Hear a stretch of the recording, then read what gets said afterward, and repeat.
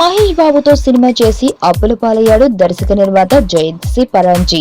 Mahesh career తొలినాళ్లలో Jayant తన దర్శక నిర్మాతగా టక్కరి దొంగ చిత్రాన్ని చేసిన విషయం తెలిసిందే. అయితే ఆ సినిమా భారీ బడ్జెట్ తో తీయడం, మహేష్ కు అప్పట్లో అంతగా మార్కెట్ లేకపోవడం, రిలీజ్ అయిన తర్వాత సినిమా డిజాస్టర్ కావడంతో జయంత్ కు కోలుకోలేని దెబ్బ పడింది. అంతే, 4 ఏళ్ల పాటు ఆ అప్పులు కట్టుకుంటూ మొత్తానికి ఒడ్డున పడ్డాడు. ఈ అప్పుల విషయాన్ని తాజాగా మరోసారి చెప్పి సంచలనం సృష్టించాడు జయంత్. దర్శకుడిగా చిరంజీవితో బావగారు బాగున్నారా, శంకర్ దాదా ఎంబీబీఎస్, వెంకటేష్ తో ప్రేమించుకుందాంరా, రేవంటి ఇదేరా వంటి సూపర్ డూపర్ హిట్ చిత్రాలను అందించిన జయంత్ నిర్మాతగా మారి మాత్రం మహేష్ తో టక్కరి దొంగ చిత్రం చేసి అప్పుల పాలయ్యాడు.